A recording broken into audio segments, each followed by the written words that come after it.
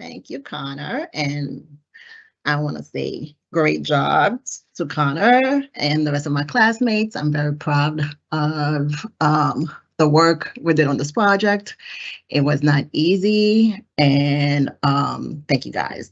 So, um, my name is Marie Epps, and I am currently. Can you guys hear me? Because it's saying my mic is muted. Okay. So I currently reside in Bayshore, New York. I have over 20 years of experience as a business professional. And I took coding to transition into a new career because the career that I was in, that field was shrinking. And as I look forward to my career and looking to see where I could go next, I decided upon tech. And so I decided to make the transition into tech. And it was quite an undertaking. As I started doing research, I happened to stumble upon Nebula quite accidentally from a Facebook group.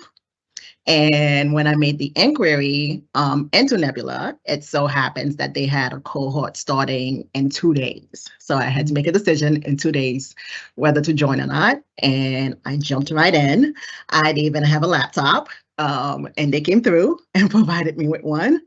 And so, yeah, I started. And I have to say, from day one, I wondered, what did I get myself into? And I think if I probably had more time to think about it, I would have backed out.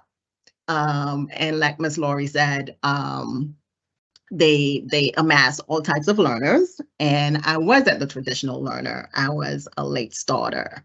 And so from the beginning, I was very intimidated by the speed that my classmates were grasping onto the subject matter, and I necessarily wasn't.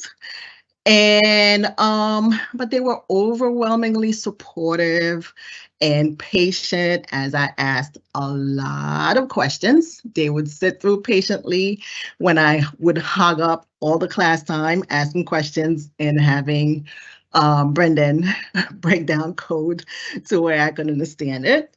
So to them, I want to say thank you. Thank you for your patience. Thank you for your support.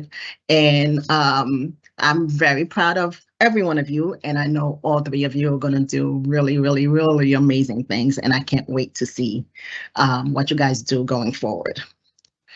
And so even though I was struggling, I kept going. But at any time, I just thought, oh my God, like, I'm not getting it. I'm struggling. And I think any minute now, they're going to ask me to leave. They're going to ask me to leave.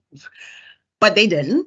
And instead, I was pushed, and I was pushed hard, especially by my instructor, Brendan, who would make me share my screen and make me walk through a code until I get it, when all I wanted to do was take down my screen and go like breathe somewhere. And so to Brendan, I want to say thank you for pushing me and believing in me. Like, when all I want to do is go down my rabbit hole and just keep going off course, he would redirect me and be like, no, Marie, we're here. And so thank you for that, Brendan. I would say the turning point for me actually came when our cohort had the opportunity to observe the previous cohort's graduation. And that's when I felt like, oh, okay, there's hope for me, because there were some people in there who said, oh, okay, we struggled as well, but here we are. So given that they made it to the end, gave me hope and confidence that I can make it through. And here I am today. Outside of that, I want to say a big thank you to Devin. Devin is our fellow. And if it wasn't for the extra support that I received outside of class, as far as office hours, additional time from Brendan, and I know I would not have made it. So to Devin, poor Devin, he was stuck with me in office hours for like 2 hours at a time doing like one code. And he was very patient. And poor Devin, I owe you my firstborn. I don't know if you want him, but you can have him. I put this kid through the ringer, but he was always patient and he would break it down until I got it. And um, Amy for taking over after Devin got his own class, and Nebula in general for providing the amount of support that they do, because I know without that, I would not have made it. And so it was very challenging, but it's also been one of the most rewarding things that I have done in my life. And I definitely plan on investing more time and effort into honing my skills further and striving for growth in the field. And so for my capstone role, I was the project manager. Again, a role that I was pushed into by Brendan, and because he saw that was the role that was fit for me. So my role was to to do the deadline management, the project direction, assigning the tasks to the team members, monitoring our progress. And then I also created the Windows module section for our app, and I seeded our database. Okay, so this code right here is setting up the database for the app. It creates 3 tables: users, modules, and steps. The users table stores the user's information. The module table stores the module details. And the steps table stores the step-by-step instruction for each of the modules. And then the code inserts simple data into the modules and the steps tables. And it is showing the structure and content of the tables. I have to say, SQL database is something I really took to, and it was one of the subject matters that I said, oh, okay, I get this. I can make this work. And quite coincidentally, I happen to have a new job that is not coding based, but they are so in need of database in their lives. And I just had a conversation with the people who I was just hired by. They know of my background, and they are very excited to see what contributions I can make in that area. So they are already open to it, and I'm really excited about that.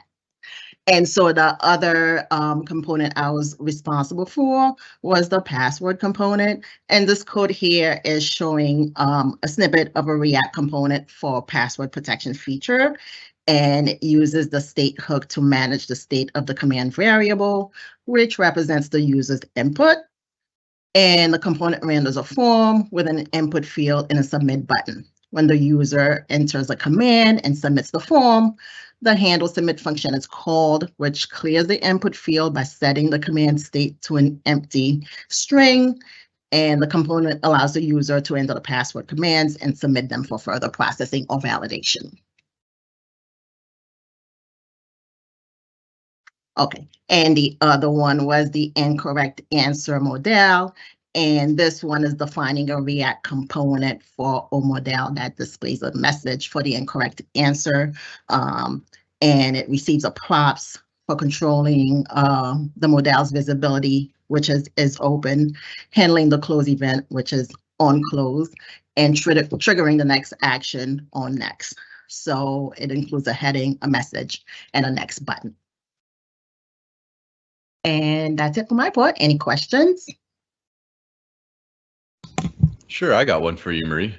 So you took on 2 different roles, right, during this process. You coded and you led the team. Can you tell me which of those roles was more difficult for you?